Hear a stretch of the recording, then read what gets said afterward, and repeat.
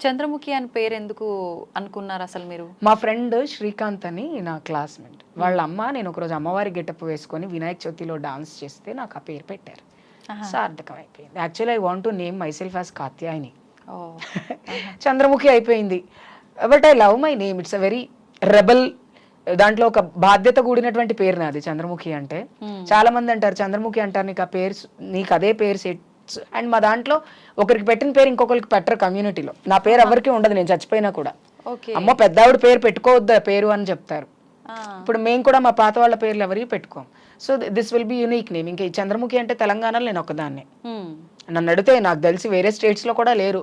చంద్రకళ అట్లా ఉన్నారు, చంద్ర ఉన్నారు, కానీ చంద్రముఖి అన్న పేరు మాత్రం నాది. And I love my name also. It's somewhere different vibe వస్తుంది నా పేరు ఎక్కడే వినపడ్డా. అందరికీ డెవిల్ లాగా కనిపిస్తాను కదా. మనం అంటే ఒక జన్మ తీసుకోవడం అనేది సృష్టి ధర్మం. అది భగవంతుడు ఎవరిని ఎలా సృష్టించాలనేది ఆయన డిసైడ్ అయిపోయి భూమి మీదకి వదిలేస్తాడు మనని. అట్లాంటిది మీరు సృష్టికి విరుద్ధం అనే చెప్పాలి, ఇలా చేయటం అనే వాళ్ళకి మీరు ఏం చెప్తారు? సృష్టికి విరుద్ధం అనుకున్నప్పుడు మేము ఏలియన్స్ అన్నా అయి ఉండాలి. ఇక్కడ పుట్టాము, అమ్మ నాన్నకు అందరిలాగే మేము కూడా పుట్టాం. నేను పుట్టినప్పుడు మా నాన్న కూడా నా కొడుకు పుట్టాడు. మేము ఇద్దరం ట్విన్స్ పుట్టాము. మా మమ్మీకి తను లేరు ఇప్పుడు, తను పాస్ట్. ట్విన్స్ పుట్టాము. మా నాన్నగారు నాకు పేరు పెట్టినప్పుడు ఊరంతా పందిరేసి దావత్ చేశాడు. నేను ఇలా అవుతానని మా నాన్న అనుకోలేదు కదా. లేదు, మా నాన్న అనుకోలేదు, ఎవరు అనుకోలేదు. భగవంతుడు అనుకున్నాడు కాబట్టే నేను ఆడపిల్లలాగా నన్ను నేను ఊహించుకున్నాను. తలరాత అనేది భగవంతుడే రాస్తాడు. నేను ఆడపిల్ల అవ్వాలనేది భగవంతుడి ఇచ్చ. ఈ జన్మ అంతా ఎంతో పుణ్యం చేసుకుంటే గానీ హిజ్రాల్గా పుట్టరు. మీరు ఎప్పుడైనా హిస్టారికల్గా చదవండి, hijras are very close to God. They are very spiritual. ఈ జనరేషన్ మారుతూ పతివ్రత మాట అనేది ఎలాగైతే కనుమరుగైపోయిందో, హిజ్రాలకు ఉన్న స్పిరిచువాలిటీ కూడా కరువైపోయింది, కనుమరుగైపోయింది. But hijras are very spiritual, they are very close to God. And అన్ని యుగాల్లో దేవతలు స్వయంగా మాట్లాడినటువంటి ఒక కమ్యూనిటీ మాది.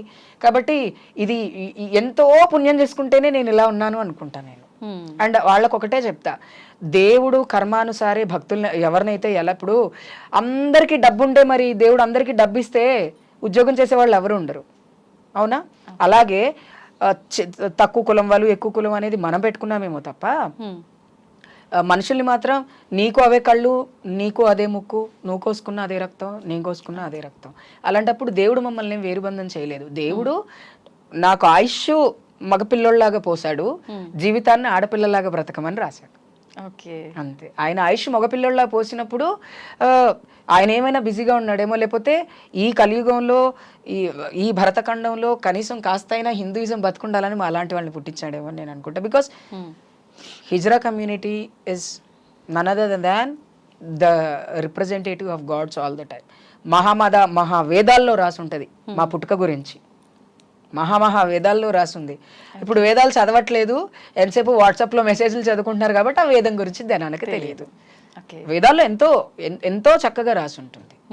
అట్లా చదువుకి చాలా ఇంపార్టెన్స్ ఇస్తారు మీరు. ఇందాక మీ మాటలోనే అర్థమైంది. చదువుకున్న తర్వాతే నేను ఎలా అవ్వాలనుకున్నానో అలా అవ్వాలి అని కూడా అన్నారు. అసలు ఏం చదువుకున్నారు మీరు? నేను బీకామ్ కంప్యూటర్స్ అయిపోయిన తర్వాత MSW చేశాను. హైదరాబాద్లోనే చదువుకున్నాను నేను. MSW ఓపెన్ యూనివర్సిటీలో చదువుకోవాల్సి వచ్చింది. ఎందుకు అంటే అప్పటికి నేను జాబ్ చేస్తున్నాను, ట్రాన్స్ మహిళగా ఉండి నేను జాబ్ చేస్తున్నాను. అప్పుడు ఆధార్ కార్డులో ఇంకా మేము మెయిల్స్గానే ఉన్నాం, ఫీమేల్ ట్రాన్స్ విమెన్ అనేటువంటిది రాలేదు మాకు. కాబట్టి నేను కాలేజ్లో చదువుకున్నప్పుడు రాజేష్ పేరు మీద చదువుకోవాల్సి వచ్చింది. రాజేష్ పేరు మీద చదువుకున్నాను. బట్ వెళ్ళడం మాత్రం ఎగ్జామ్స్కి దానికి మాస్క్ వేసుకొని, మాస్క్ వీళ్ళు ఇప్పుడు వేసుకుంటున్నారు కరోనా వచ్చాక. మేము చీర కట్టుకున్నప్పటి నుంచి మా జీవితానికి మాస్క్ వదిలిపెట్టలేదు మమ్మల్ని. అప్పుడు చున్నీ కట్టుకునే వాళ్ళం, తర్వాత కర్చీపులు కట్టుకోవడం స్టార్ట్ చేసాం, తర్వాత చీర కొంగు కట్టుకోవడం స్టార్ట్ చేసాం, ఇప్పుడు మాస్కులు పెట్టుకోవడం స్టార్ట్ చేసాం. అట్లా అన్నమాట. అండ్ ఈ చదువులో అందరూ చదువుకునే అవకాశం ఎందుకు కుదరదు అంటే టీచర్స్కి మన గురించి తెలియదు, ఈ జెండర్ గురించి తెలియదు. జెండర్ నాన్ కన్ఫర్మ్డ్ చిల్డ్రన్ అంటారు వాళ్ళని. అంటే వాళ్ళ జెండర్ ఏంటో వాళ్ళు ఇంకా గుర్తించుకోలేకపోయారు. అలాంటి పిల్లలకి స్కూల్లో ఉంచి టీసీ ఇచ్చి పంపించేయడం, తల్లిదండ్రులు ఇంట్లో ఉంచి గెంటేయడం, ఫ్యామిలీ సపోర్ట్ లేకపోవడం వల్ల బ్యాక్లాగ్ అయిపోతారు. చదువు అందరూ ఎందుకు చదువుకోలేకపోతున్నారు ట్రాన్స్ కమ్యూనిటీ వాళ్ళు అంటే మానసిక స్థితిని ఇంకా దెబ్బతీయటం వల్ల. వాళ్ళ ఇప్పుడు ఊరిక రోజు విడిచెక్కగాడు అంటుంటే వినబుద్ధి కాదు, భయం వేసిద్ది స్కూల్కి వెళ్ళాలంటే. వాడంటే ఆ భయం వల్ల స్కూల్కి వెళ్ళరు. కొంతమంది ఇంట్లో స్కూల్కి వెళ్తున్నామని చెప్పి ఏ బ్రిడ్జిల కింద కూర్చొని ఇంటికి వస్తారు సాయంత్రానికి. ఒకరోజు ఇంట్లో తెలుస్తుంది స్కూల్కి వెళ్ళలేదు అని. స్కూల్కి ఎందుకు వెళ్ళలేదు అంటే నన్ను వాడెక్కిరిచ్చాడు వీడెక్కిరిచ్చాడు అని చెప్పలేము. అక్కడ వీళ్ళు ఏమనుకుంటారు అంటే వీళ్ళకి చదువుకోవడం ఇష్టం లేదు అనుకుంటారు కదా, చదువు కాదు, అక్కడ జరిగే హింస, వర్బల్ అబ్యూజ్ ఏదైతే ఉంటుందో, మాటల తాకిడి ఏదైతే ఉంటుందో దానివల్ల వీళ్ళు చదువుకోవడానికి వెళ్ళారు, జెండర్ నాన్ కన్ఫర్మ్డ్ పిల్లలు. అండ్ ఎలాగో జెండర్ నాన్ కన్ఫర్మ్డ్ పిల్లలు స్కూల్కి వెళ్ళడం మానేస్తే ఇంట్లో ఏమంటారు, నువ్వు తేడాగాడివి, నువ్వు ఇది, నీ పరువు తీస్తున్నావు, అది తీస్తున్నావు, ఇంట్లో బతకొద్దని బ్యాగ్ తీసి బయట వేస్తారు. ఇంకెక్కడికి వెళ్ళి చదువుకుంటాడు? అవును. అందుకే చదువు అనేది చాలా ఇంపార్టెంట్. ఎప్పుడైతే ఫ్యామిలీ సపోర్ట్ చేస్తుందో పర్వాలేదు, నా కొడుకు ట్రాన్స్ మెన్నే కానీ, ట్రాన్స్ విమెనే కానీ, లెస్బియనే కానీ, బయోసెక్షువలే కానీ, గే కానీ, ముందు వాడిని చదివించాలి పేరెంట్స్. అండ్ నాకు కూడా వాళ్ళకు కూడా చదువుకోవాలి అన్న తపన ఉండాలి. నేను ఒక మాట చెప్పాను, నన్ను స్కూల్లో కాలేజ్లో చెక్క అని అనలేదా అన్నారు, హిజడా అని అనలేదా అన్నారు, పాయింట్ ఫైవ్ అనలేదా అన్నారు. ఇన్ని అన్నా నేను ఎందుకు చదువుకున్నాను అంటే అవన్నిటిని ఫస్ట్ పక్కన పెట్టా. అంటున్నారు, అలవాటైపోయింది, బాధపడటం అలవాటైపోయింది, దాన్ని అలవాటు చేసుకోవాలి తప్ప దాన్ని ప్రతిఘటించడం స్టార్ట్ చేసినప్పుడు ఎక్కువ బాధపడతాం. ఎప్పుడైతే నువ్వు నన్ను చెక్క అని ఎందుకు అంటున్నావు అంటే వాడు మనని స్కాన్ చేస్తాడు. నువ్వు ఇలా నడుస్తున్నావు, నీ జుట్టు ఇలా ఉంది, నీ కాళ్ళు, నువ్వు ఇలా నడుస్తున్నావు, అలా చేస్తున్నావు, నీ బిహేవియర్ ఇలా ఉంది కాబట్టి నేను చెక్క అంటున్నా. నా బిహేవియర్ అలా ఉందని నువ్వు చెప్తేనే నాకు తెలుసా? నాకు తెలీదా? ఆల్రెడీ తెలుసు. కాబట్టి accept every pain in your life, then you will go for the education. If you won't accept you will be as a beggar, as a sex work. అంతే. ఎప్పుడైతే మన పెయిన్ని మనం యాక్సెప్ట్ చేస్తామో ఒకరోజు రిలాక్స్ అవుతాం ఆ పెయిన్ నుంచి. ఇప్పుడు నేను ఈరోజు బీయింగ్ ఏ పొలిటికల్ అనాలిస్ట్గా ఉన్నాను, యాంకర్గా ఉన్నాను, సింగర్గా ఉన్నాను, ఆర్టిస్ట్గా ఉన్నాను, స్పోక్స్ పర్సన్గా ఉన్నాను, బ్లాగ్స్ చేస్తున్నాను, ఇన్ని చేస్తున్నాను అంటే నాకు ఫస్ట్ ఆఫ్ ఆల్ బేసే నా ఎడ్యుకేషన్. I can study. నువ్వు ఏది చెప్పినా నేను అర్థం చేసుకోగలను. చదువు అనేది ఎడ్జ్ ఆఫ్ ద యూనివర్స్ అనాలి. చదువు ఉంటే ఎక్కడికైనా వెళ్ళొచ్చు, ఏదైనా చేయొచ్చు. కాబట్టి అందుకనే తల్లిదండ్రులు మీ పిల్లల్ని మీరు చదివించుకుంటేనే, నా కూతురు ఒక హిజ్రా అని గౌరవంగా చెప్పుకుంటుంది తల్లి. ఎప్పుడు అంటే మనం నిలబడ్డప్పుడు, మన కాళ్ళ మీద నిలబడాలంటే ఒక ఉద్యోగం చేయాలి, ఉద్యోగం చేయాలంటే చదువు కావాలి. కాబట్టి చదువు అనేది చాలా ఇంపార్టెంట్. మా మమ్మీ నాకు ఒక కూతురు, నాకు ఒక ట్రాన్స్ డాటర్ అని చెప్తారు మా మమ్మీ ఓపెన్గా. ఏదైనా మనం చాలా ఇంటర్వ్యూస్లో నా పక్కన కూర్చున్నప్పుడు నా కూతురు నాకు చాలా స్పెషల్. ఎందుకు అంటే మా ఇంట్లో పుట్టడం మాకు హ్యాపీయే, మాకేం నష్టం లేదు. అర్ధనారీశ్వర స్వరూపం అనుకుంటాను నేను నా కూతుర్ని అని మా మమ్మీ అంటారు. లిటరలీ శివపార్వతులతో పాటు పోల్చేవాళ్ళు ఒకప్పుడు హిజ్రాలని. మీరు అర్ధనారీశ్వరుల స్వరూపం అమ్మ అంటారు. అర్ధనారీశ్వరుడు అనేది సృష్టికి అది అంతం వాళ్ళిద్దరే. కాబట్టి అంత మంచి అది ఉన్న మాకు ఎడ్యుకేషన్ ఎందుకు లేదు అంటే ఇట్లాంటి వాటి వాళ్ళే. కాబట్టి అలాంటివన్నిటిని పట్టించుకోకుండా తల్లిదండ్రులు కూడా, చుట్టుపక్కల లోకులు కాకులు అంటారు చూసారా, అలాంటివన్నీ పట్టించుకోకుండా ఆ చిల్డ్రన్కి ఎడ్యుకేషన్ ప్రొవైడ్ చేయాలి. అండ్ గవర్నమెంట్ కూడా ఇట్లాంటి వాటిని సపోర్ట్ చేయాలి. మాకేమీ ఫ్రీగా స్కూల్కి పంపించండి అని మేమేం అడగం. మా తల్లిదండ్రులు ఫీజు కట్టడానికి కట్టేవాళ్ళు ఉన్నారు, కడతారు. లేదంటే గవర్నమెంట్ స్కూల్ అయినా యాక్సెప్టెన్సీ ఉండాలి. టీచర్స్ కానీ, ప్రిన్సిపల్స్ కానీ, తోటి విద్యార్థులు యాక్సెప్టెన్సీ ఉంటే వాడు ఎలా ఉంటే మనకెందుకు, వాడు చీర కట్టుకొని వస్తే నాకెందుకు, చుడిదార్ వేసుకొని వస్తే నాకెందుకు, వాడు మెరిట్ స్టూడెంటా కాదా, judge my knowledge, not my dress or not my gender, then everything will be okay. Education అనేది చాలా అవసరం. అది ఓన్లీ ట్రాన్స్కే కాదు, కంప్లీట్గా అందరికీ ఎడ్యుకేషన్ అనేది కావాలి. ఎట్లాగైతే స్త్రీలు పురుషులు చదువుకొని లైఫ్ని మంచిగా లీడ్ చేస్తున్నారో అలాగే ట్రాన్స్ కావచ్చు, ఎల్జీబీటీ కావచ్చు, ఎడ్యుకేషన్ ఉంటే బాగుంటుంది. ఓకే. జనరల్గా చదువుకున్న వాళ్ళు ఏదైనా గట్టిగా పైకి మాట్లాడాలి అని అంటే కొంచెం ఆలోచిస్తారు, కానీ మీరు ఓపెన్గా చాలా బోల్డ్గా మాట్లాడుతుంటారు కదా, ఎలా? It is an experience in my life. I faced everything కదా, నేను అన్ని ఫేస్ చేశాను. నేను చెయ్యని పని అంటూ లేదు. నేను అంట్లు తోమాను, బుక్ షాప్లో పనిచేశాను, అంటే పార్ట్ టైం జాబ్స్ ఇవన్నీ. నాకు అప్పట్లో నీళ్ళు మోసేదాన్ని నేను ఒకళ్ళింట్లో చిన్నప్పుడు, తెలుసా? నీళ్ళు మోస్తే నెలకు 200, 300 ఇచ్చేవాళ్ళు. 3 ఫ్లోర్లు బిల్డింగ్ ఎక్కి దిగేదాన్ని, నీళ్ళు మోసేదాన్ని. ఎందుకు? డబ్బు సంపాదించడం కోసం కాదు, ఖాళీగా ఉన్నాము ఏదైనా చేస్తే 4 రూపాయలు వస్తాయని. కష్టపడే తత్వం ఉన్న వాళ్ళు ఎవరైనా సరే ఓపెన్ గానే మాట్లాడతారు.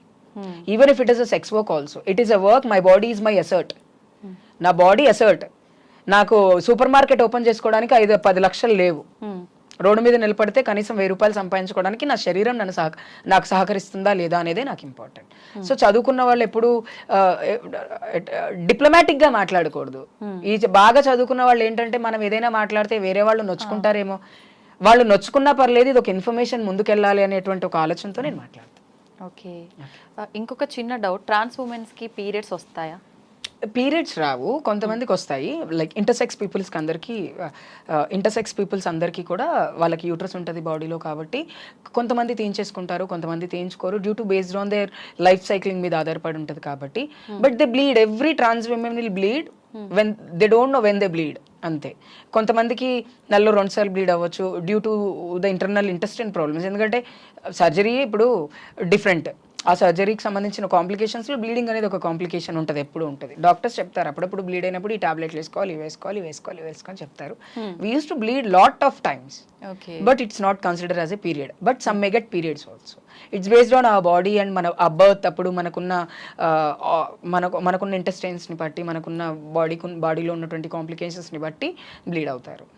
అండ్ పీరియడ్స్ కూడా అవుతారు, నాన్ బ్లీడ్ కూడా అవుతారు. పీరియడ్స్ పెయిన్ ఎలా ఉంటుందో బ్లీడ్ పెయిన్ కూడా అలాగే ఉంటుంది కదా. అబ్డామిన్లోనే పెయిన్ వస్తుంది ఎవరికైనా బ్లీడ్ అయినప్పుడు, బికాజ్ అక్కడే మనకి ఉన్న పార్ట్ అక్కడే ఉంటుంది కాబట్టి అక్కడే బ్లీడ్ వస్తుంది, అక్కడ నుంచి పెయిన్ వస్తుంది. పెయిన్ మాత్రం కంపేర్ చేసుకుంటే ఒకటేలాగా ఉంటుంది, బ్లీడింగ్ సిస్టమ్ డిఫరెంట్గా ఉండే అవకాశం ఉంది. ఓకే, మీకు ముందే తెలుసా అంటే ఆపరేషన్కి బిఫోర్ ఇన్ని కాంప్లికేషన్స్ ఉంటాయి? తెలీదు, నాకైతే తెలీదు. చేయించుకునే ముందు వరకు, చేయించుకున్న తర్వాతే తెలిసింది. తెలిసిన తర్వాత ఏం చేస్తాం అంటే చేయించుకోవాలి ఖచ్చితంగా అనుకున్నాం కాబట్టి చేయించుకున్నాం. ఇప్పుడు ఎవరికైనా కాంప్లికేషన్స్, కొన్ని సర్జరీస్, కొంతమంది బాడీకి అసలు కాంప్లికేషన్స్ రావు, ఏంది నువ్వు ఇన్ని సంవత్సరాలు ఇంత బాగున్నావు, నీకు అసలు ఎప్పుడు ఏ ప్రాబ్లం రాదేంటి అని అనుకుంటుంటాం. కొంతమంది ఏంది నీకు ఎప్పుడు ఏదో ఒక ప్రాబ్లం, కూసుంటే లేవవు, లేస్తే కూసోవు, ఇట్లా వస్తూ ఉంటాయి అనమాట. కాంప్లికేషన్స్, హెల్త్ ఇష్యూస్ వస్తానే ఉంటాయి కామన్గా. చాలా ఖర్చుతో కూడుకున్న సర్జరీ. అవునండి, చాలా ఖర్చుతో కూడుకున్న సర్జరీ. ఈ సర్జరీ కోసమే చాలా కష్టపడతాం, పగలు రాత్రి లేకుండా కష్టపడతాం ఈ సర్జరీ డబ్బుల కోసం. డబ్బులు ఎవరిస్తారు? డబ్బులు ఎవరికి ఊరికే రావు కదా, ఎవరు ఇవ్వరు. ఇప్పుడు మన దగ్గర 10 రూపాయలు ఉంటే ఎవరైనా 10 రూపాయలు సపోర్ట్ చేస్తారు కానీ కంప్లీట్గా డబ్బులు సపోర్ట్ చేయరు. ఒకప్పుడు కమ్యూనిటీలో నా టైంలో ఎలా ఉండేదంటే, నేను చేపిస్తాను నాన్న నీకు, నువ్వు మెల్లిగా కొన్ని సంపాదించి నాకు ఇవ్వు అని తీసుకునేవాళ్ళం. ఇప్పుడు కోసం అది తగ్గింది, ఎందుకంటే స్వార్థం పెరిగింది కాబట్టి, డబ్బు విషయంలో చేయించుకుని డబ్బులు ఎగ్గొట్టే వాళ్ళు ఎక్కువైపోయారు కాబట్టి. బట్ నాకు మాత్రం సపోర్ట్ చేసిన వాళ్ళు ఉన్నారు, నేను కష్టపడి సంపాదించుకున్నాను. కానీ మనం కష్టపడిన డబ్బులతో మనం సర్జరీ చేయించుకుంటేనే బాగుంటాం. ఓకే, లాస్ట్ అండ్ ఫైనల్గా ఒక క్వశ్చన్. చాలా మంది ఆడవాళ్ళు మేము ఈక్వలే, వాళ్ళతో సమానంగా మమ్మల్ని చూడండి అనే వాళ్ళు కూడా ఉన్నారు. అలాంటి వాళ్ళకి మీరు ఏం చెప్తారు? నిజంగా ఎలా ఈక్వల్ గా సమానం అయితే మనం విమెన్ అనుకోవాలి కదా, ట్రాన్స్ విమెన్ అని ఎందుకు అనుకుంటున్నాం? ఇప్పుడు అందరిలాగే మనము పుట్టాము, మనం మనుషులము, we are also humans in the society. I respect me as a human, whatever the men women, it doesn't matters me. హ్యూమన్గా ఒక మనిషిగా నన్ను గుర్తించండి చాలు. ఆడవాళ్ళలాగే గుర్తించండి అంటే it's based on their opinions. But I say I'm a trans women, trans మహిళను. నన్ను మహిళ అంటే ప్రభుత్వం ఎలా తీసుకుంటుంది, నన్ను బయాలజికల్గా డాక్టర్స్ ఎలా తీసుకుంటారు? సొసైటీలో చాలా రకాల విలువలు ఉంటాయి, అన్నిటికీ మనం మ్యాచ్ అవ్వం. ట్రాన్స్ విమెన్ గానే మ్యాచ్ అవుతాం. విమెన్ గా బతకాలి అనుకున్నప్పుడు పెళ్లి చేసుకుంటే, అబ్బాయిని పెళ్లి చేసుకుంటే వాళ్ళు ఏమంటారు, కన్సీవ్ ఎందుకు అవ్వలేదు అని అడుగుతారు. ఎందుకు అవ్వలేదంటే నేను ట్రాన్స్ విమెన్ అని అప్పుడు చెప్పాల్సి వచ్చింది. అవునా?